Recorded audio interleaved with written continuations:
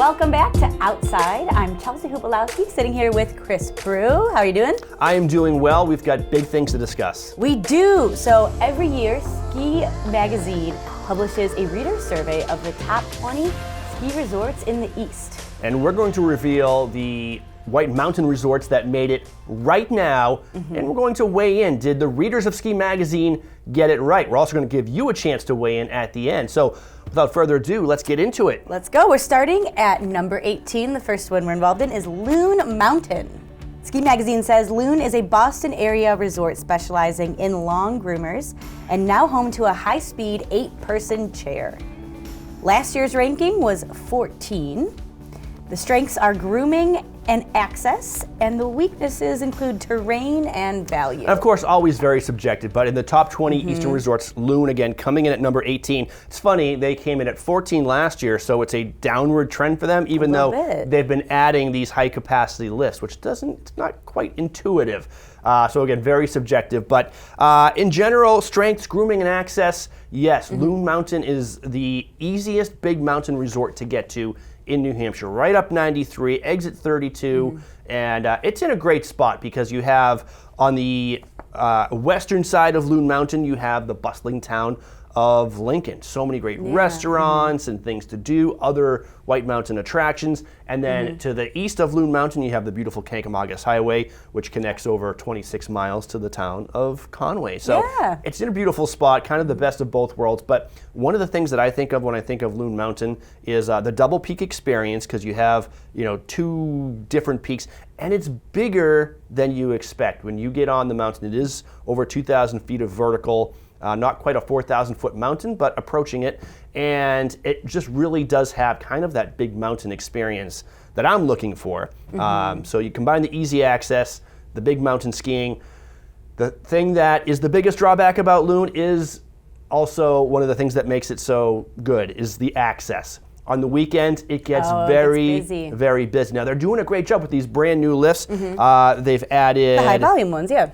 Let's see. They've added the Kancamagus 8 high-speed chair last season. That is an 8-person chairlift, which gets people up very quickly, helps spread people out across the mountain. That's always the key, right? It's not always the amount of skiers, it's how efficiently you can spread them out across the mountain so it's not crowded. So Loon is actually getting better at that, but still, if you have the chance, ski Loon on a weekday or go there early on the weekend days. Move on to 15. Let's do it. Absolutely. So number 15 is Waterville Valley, New Hampshire. Ski Magazine says, with close proximity to Boston, yet with manageable crowds, family-friendly Waterville Valley has oodles of cruisy intermediate terrain. Cruisy. Last year's ranking was 8. The strengths are access and value, and the weaknesses are local flavor and dining. It's funny, I kind of think of Waterville Valley and Loon as very similar mountains. They're similar kind of in their terrain and setup. The thing that separates them is the access. Whereas Loon is right off Route 93, Waterville Valley is also off 93, but you have to take Route 49 off into this little alcove of the White Mountains, so it gives it a little bit of additional travel time. But it's more of an oasis. It doesn't, at the bottom, it has this beautiful, quaint, fun village, but it doesn't have the bustling town like Lincoln to Loon. But I think that's its own allure. It might keep crowds down a little bit, even during the busiest times of the year. But it also has that remote kind of Hallmark feel to it. When you get into Waterville Valley, you feel like you've arrived in a Hallmark movie. So it's a lot of fun. Strengths, access, and value. Weaknesses, local flavor, and dining. See, I don't know. You disagree with that? I would disagree with the local flavor because I think that's what Waterville Valley is all about, is having basically this entire town to itself that is about the ski resort. So they can cater to that sort of dining and cuisine. Yes, and it's more relaxing too, I think. So Hallmark movie. So that's where you get that experience. Let's go to number 7, Canon Mountain, New Hampshire. Test your skills at this no-frills, state-owned White Mountain ski area steeped in history, character, and authenticity. Last year's ranking for this one, so it went up, is 12. Strengths are value and the challenge, and weaknesses are dining and lodging. Yeah, one of the trends in this year's reader survey of Ski Magazine, and again, we're counting down where the White Mountain resorts came in on this survey. So at number 7 is Canon Mountain. One of the trends is that like really kind of like bare bones skiers mountains are moving up in the survey. So I don't know if that reveals a trend in what skiers are valuing and looking for. Well, this is readers voting, so it's all opinion, yeah. But Canon Mountain is one of those New Hampshire gems. It is a skier's mountain. It is big, over 4,000 feet in elevation, over 2,000 feet in vertical to enjoy. Its weaknesses, dining and lodging. That's what you would expect because it is a state-run ski area. It's part of a state park system, so there are no grand hotels there. There is no town at the base. It's in the middle of beautiful Franconia Notch, so you can't beat it in terms of scenery. You have the beautiful Mount Lafayette and the Franconia Ridge right there. It's absolutely beautiful. You've got the Canon Tramway, which is absolutely unique and historic way to get up to the top of one of New Hampshire's most famous ski resorts. The snow can be really good because it's in Franconia Notch, high elevation, gets snow early, gets snow late, and it can get a lot of snow. Because it is so high, it can experience some poorer weather as well in terms of makes sense. in terms of wind and freezing, and so if we do have rain events, it can get crusty. But that's eastern skiing. So don't expect its rankings to go up much in terms of dining and lodging. Some people say the base lodge could use some refurbishing. That's probably true, but in terms of access, very easy. Like Loon, it's a little bit further north, but you just keep 93 until it becomes Route 3, right off the main highway. Easy parking, kind of central base lodge location. So it's a very easy ski day. And one thing I will say about Canon Mountain, underrated for beginner and intermediate skiers. Okay, so it's talked about how hard and tall the challenge, but it's good for hard everyone. chargers, people who love exploring the black, charging down black diamonds, exploring glades, the wooded areas off the trails. Canon is well known for that among advanced skiers. But if you are a beginner skier, they actually have the Mittersill area, which is this whole other little mountain area off to the side, has its own chairlift. It is perfect for beginners. So that is where I would say Canon is undervalued as a ski area, as a beginner and intermediate mountain. So something for everyone there. Nice, and, except dining, of course, but Yes, Not everyone cares about that. Hey, a little tip for dining: if you can wait until you're off mountain, so go, pack a lunch. They do have, your typical food court there, but if you pack a lunch, you can either do, before you go to Canon, or especially after you go to Canon, hit the Woodstock Inn Brewery. It's just down the road on Route 3 in North Woodstock, and you could call that your dining experience at Canon. That might improve the ranking even more. It's not far, and it's so good. It's so good. I love that. Coming in at number 6 on Ski Magazine's reader survey is Sunday River, Maine. 2 new world-class lifts set the tone this season at Sunday River, where the adventure is yours for the taking. Last year's ranking is 13, so this went up a ton. Strengths are snow and grooming, and the weaknesses are access and parking. Yeah, now Sunday River may not technically be part of the White Mountains, but we're going to include it for this purpose because it's just outside the White Mountains. Newry, Maine. It's only about an hour from North Conway. It's in the Mahoosucs, the kind of the foothills just outside of the White Mountains. And Sunday River, it's strengths, snow, and grooming. They have always made that their priority. They've been leaders in snowmaking for decades now, and grooming as well. Weaknesses, access, and parking. It's one of those resorts you really can't get there from here. It's only about an hour from North Conway. You just take Route 2 over from Gorham, or you can take Route 5 up from like the Freiburg area. So it's not that bad, but it is tucked away kind of in its own little alcove. Again, no major highway running through it. And parking is surprisingly weird at Sunday River. It's not that great. There isn't any? Well, there's parking, but it does it gets full really quickly. So they do need some more parking. There are options, but it requires more walking to the lifts. Okay. Shuttle service. So they're working that out. Yeah. One of the things though is that Sunday River is wider than it is tall. So they have 8 peaks there. None of them are 4,000 footers or anything like that. So the vertical is not, exceptional.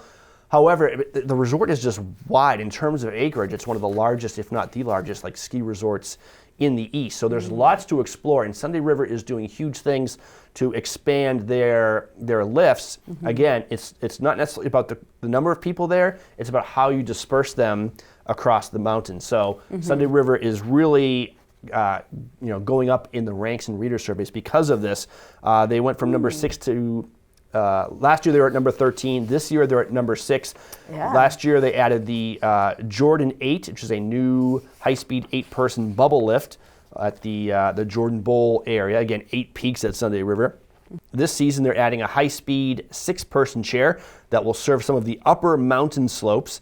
And again, dispersing people, getting them to different parts of the mountain that aren't as busy. South Ridge area, which is kind of the main base lodge, usually always packed, especially on a weekend. But because of these new lifts, you're able to get out and you could have a whole mountain peak to yourself for a while. And not see anyone. While everybody is skiing the lower trails. And then they have a great 8-person lift as well, a chondola, half chair lift, half gondola out of South Peak Base Lodge. That was added a few years ago. So great lifts there. They also have a great on-mountain dining scene with a couple of grand hotels, the Grand Summit, the Jordan Grand.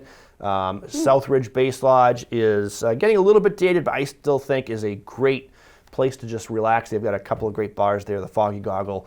And, the Foggy Goggle. and so Sunday River, definitely worth the visit.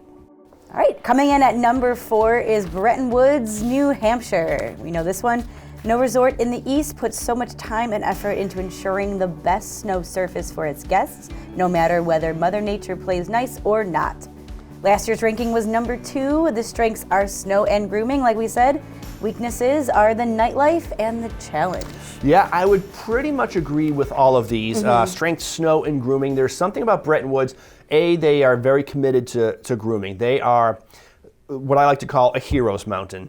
A black diamond at Bretton Woods is a blue square at other resorts. A blue square is a green circle. So if you're skiing a black, you could ski a black diamond at, if you're an intermediate skier, you go to Bretton Woods, you ski a black diamond, and you're like, yeah, I'm a black diamond person, now.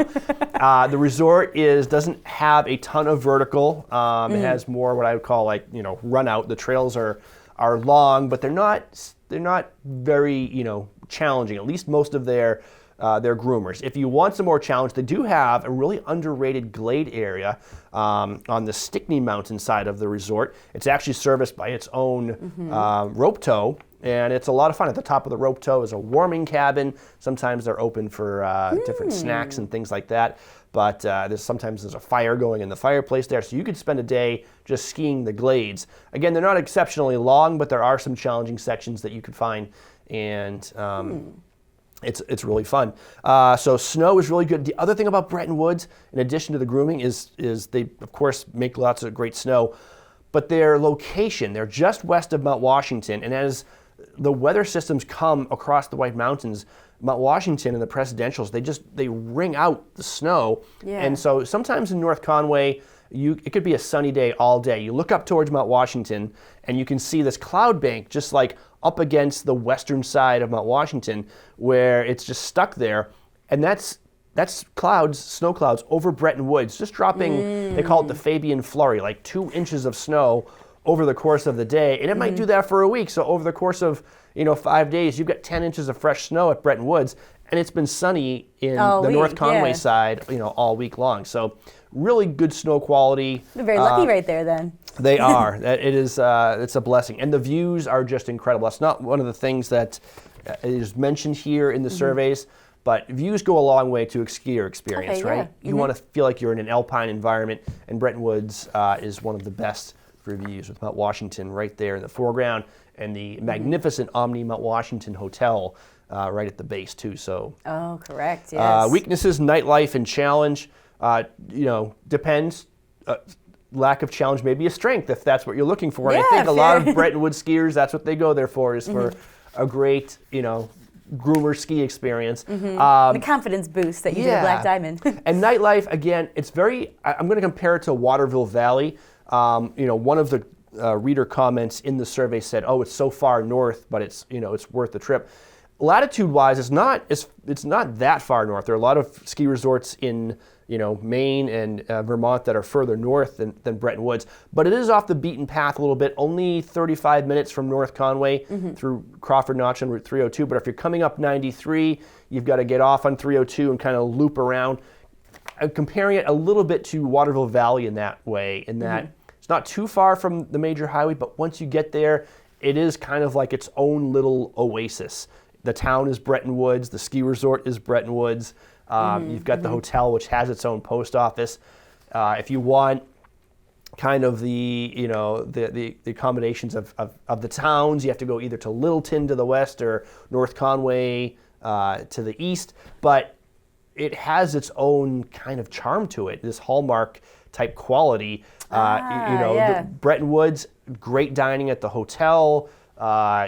One of my favorite night spots is the Cave Lounge. Are you familiar with the Cave? No. Oh, you've got to check it out. It's the Cave. So back in the 20s, the era of Prohibition, when alcohol was outlawed, there was actually this underground speakeasy in the Mount Washington Hotel where people would have a bar that was not on the radar, so that all the highfalutin people who wanted to have their alcohol would go in the cave, and it's literally, you go in and it's just rock walls, and it's so charming and so gorgeous. Awesome. And now they have live music, and go in there and have a cocktail. So. So you would disagree with their nightlife then? Yes, they do, and they do a great job at the base lodge too, with après-ski music and kids programs. It's a really family-friendly resort. So we were listing where all the White Mountains resorts came in on the top 20 readers survey in Ski Magazine. But I think you're wondering what did make the top 3. So starting with number 3 is the Sugarloaf Resort in Maine. Number 2, Smuggler's Notch Resort in Vermont. And finally, number 1, Mad River Glen, Vermont. And I think this is really illustrative of where readers are putting, value. All 3 of these resorts are skiers' mountains. They don't necessarily have, they do definitely have some frills, but Mad River Glen especially is just, they don't even allow snowboarders. It is a skiers' mountain. Oh, wow. It is very difficult to get to. Access is not one of their strengths, but they're known for their variety, their terrain. They do get a lot of snow. They don't do a lot of snow making, and they're known for their tree skiing and just being like a true skiers mountain. A little bit, it's kind of blue collar.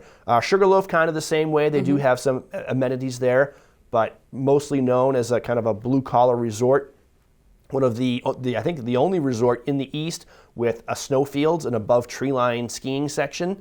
That when it's good, it's good, and people head there just for that. And Smuggler's Notch, Vermont is known kind of as a jack of all trades. They have a great terrain, great advanced skiing, great tree skiing, but also known for their family programs up in kind of northern Vermont. So that's what the readers of Ski Magazine are saying they want now. Yeah, very different, I guess. So the big question is, did your favorite White Mountain ski resort get snubbed? Who should have been on this list that wasn't? We want to know what you think. What are your top 5 resorts in the White Mountains? We've actually posted a survey on our website, whitemountains.tv.